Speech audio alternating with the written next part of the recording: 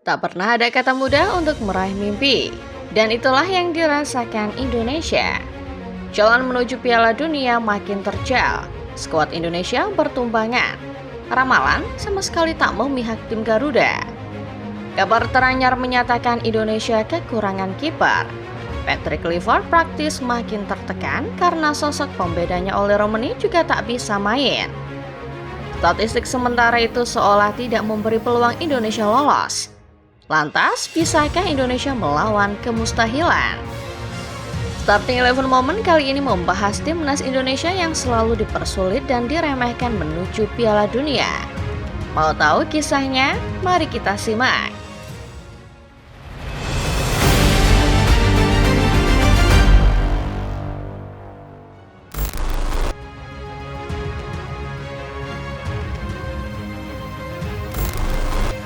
Sepak bola Indonesia kini tengah berada dalam fase kebangkitan yang luar biasa. Jika dulu Piala Dunia hanya sekadar bayangan jauh, kini Garuda mulai berani menyebutnya sebagai target nyata. Bukan lagi berhenti di level ASEAN atau sekedar Asia, tetapi kita bisa mulai melangkah lebih tinggi menuju panggung dunia. Perjalanan ini tentunya bukan sesuatu yang bisa dibilang instan. Selama puluhan tahun, sepak bola Indonesia terjebak dalam lingkaran keterbatasan. Prestasi yang stagnan, pembinaan usia muda yang tidak konsisten hingga peringkat FIFA yang kerap tertinggal jauh. Namun, dalam beberapa tahun terakhir, perubahan mulai terasa, membawa harapan baru bagi jutaan pecinta sepak bola tanah air. Prestasi tim nasional di berbagai level menjadi titik balik penting. Dari timnas senior yang berhasil menembus 16 besar Piala Asia untuk pertama kalinya hingga timnas U17 yang melaju ke Piala Dunia U17. Semuanya menjadi sinyal bahwa Indonesia bukan lagi tim pelengkap. Bahkan di kualifikasi Piala Dunia 2026, skuad Garuda mampu bersaing dengan negara-negara besar, membuktikan bahwa jurang kualitas kini memang semakin mengecil. Khusus tim senior, Indonesia mulai banyak diperbincangkan. Kualitas tim yang sanggup mendobrak lawan-lawan kelas tinggi seperti Korea Selatan, Arab Saudi hingga Australia membuat Indonesia makin mantap menatap Piala Dunia pertama.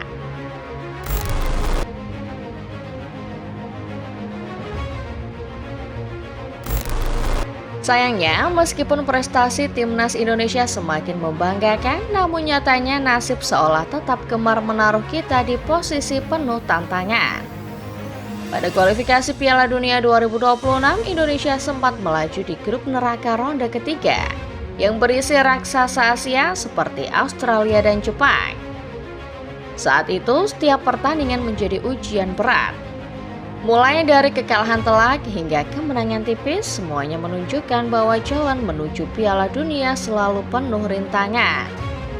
Sayangnya, usai melalui tantangan itu dengan susah payah, Indonesia kini malah kembali dihadapkan pada grup maut di ronde keempat. Tergabung di grup B, Indonesia akan dipertemukan dengan Arab Saudi dan Irak untuk memperebutkan posisi puncak.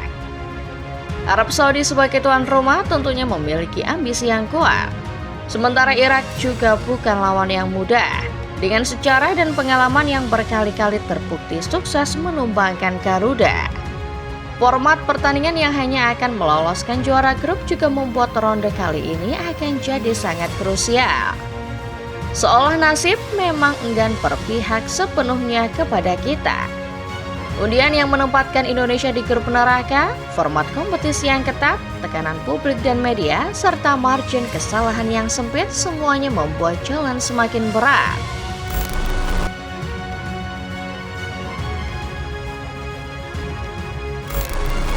Selain menghadapi lawan-lawan kuat di lapangan, timnas Indonesia juga harus menghadapi rintangan non-teknis yang cukup kompleks di ronde 4 kualifikasi Piala Dunia 2026.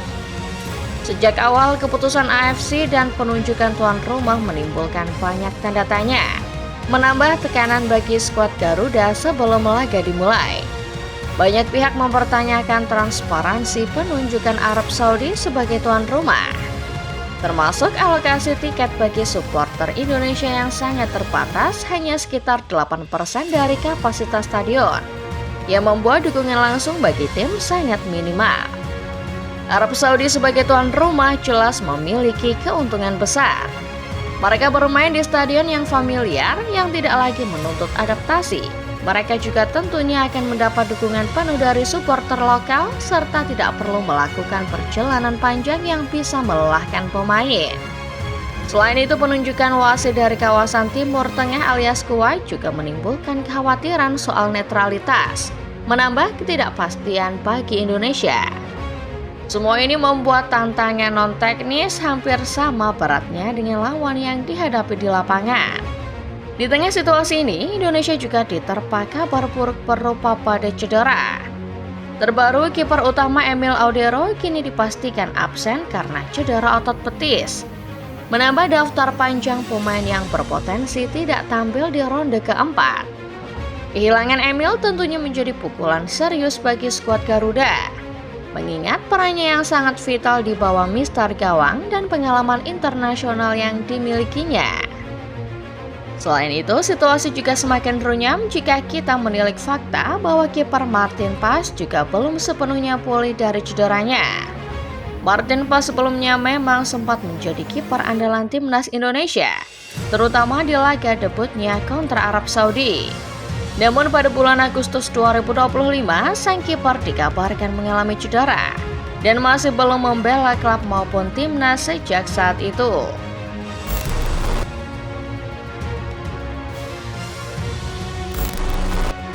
Dengan segala kondisi yang menimpa timnas Indonesia, kini angka statistik memberi gambaran yang pahit. Peluang lolos kita hanya sekitar 7%. Angka itu menunjukkan betapa berat perjalanan Garuda menuju Piala Dunia 2026. Apalagi jika dibandingkan dengan dua pesaing utama di grup B ronde keempat. Arab Saudi yang berstatus tuan rumah digadang-gadang sebagai favorit mutlak dengan peluang mencapai 62%. Sementara Irak berada di posisi kedua dengan peluang sekitar 31%. Statistik ini mempertegas kenyataan bahwa jalan Indonesia akan terasa sangat sulit, atau bahkan bisa dibilang hampir mustahil. Format kompetisi hanya memberi tiket langsung bagi juara grup, sedangkan posisi runner-up harus melalui ronde 5 alias playoff tambahan. Dengan komposisi grup seperti ini, hampir semua simulasi menempatkan Indonesia sebagai tim dengan peluang terkecil untuk finish di puncak klasemen. Meski begitu, angka 7% tetap berarti. Artinya ada peluang yang bisa digapai bila Garuda mampu tampil luar biasa. Jika berhasil merebut posisi runner-up, Indonesia masih punya kesempatan menempuh jalur playoff antara konfederasi di ronde kelima. Di situ segala kemungkinan bisa terjadi, tergantung lawan yang dihadapi dan kesiapan tim. Namun apabila Indonesia pada akhirnya finish sebagai juru kunci grup B ronde keempat, maka bisa dipastikan mimpi ke Piala Dunia kita akan sirna. Pada akhirnya, angka kemustahilan bukan berarti nol. Justru dalam situasi inilah mental, disiplin, dan semangat juang Garuda akan diuji. Bagi Indonesia, sekecil apapun peluang itu tetaplah sesuatu yang patut diperjuangkan. Karena Piala Dunia kini bukan lagi sekedar mimpi, melainkan target nyata yang berada di depan mata.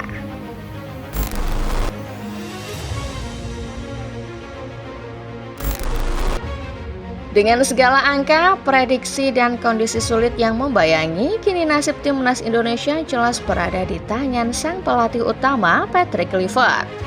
Sosok asal Belanda itu kini memikul beban berat untuk membalikan keadaan yang di atas kertas tampak seperti mustahil. Kluivert dituntut bukan hanya untuk meramu taktik, tetapi juga mengeluarkan sisi magisnya, membangkitkan mental juang, dan menjaga agar Garuda tetap terbang tinggi di tengah badai. Di fase krusial seperti ini, cara main bukan lagi prioritas utama. Fans Garuda tentunya tidak lagi menuntut permainan indah atau dominasi bola yang memanjakan mata. Yang terpenting adalah kemenangan. Sekecil apapun, entah lewat strategi bertahan rapat, serangan balik cepat, ataupun memanfaatkan momen set piece. Kemenangan tipis tetap akan dihitung sama. Dan itulah yang kini menjadi harga mati. Demikian Football Lovers, pembahasan mengenai timnas Indonesia yang selalu dipersulit dan diremehkan. Bagaimana menurut kalian? Akankah Indonesia lolos di ronde keempat ini? Coba tulis pendapat kalian di kolom komentar. Terima kasih banyak karena sudah menonton video ini sampai selesai. Jangan lupa klik tombol like dan subscribe kalau kamu suka videonya. Nyalakan juga lonceng notifikasinya supaya kedepannya kamu gak ketinggalan berita-berita terbaru lainnya seputar dunia sepak bola dari channel Starting Eleven Moment. Sampai jumpa di video selanjutnya.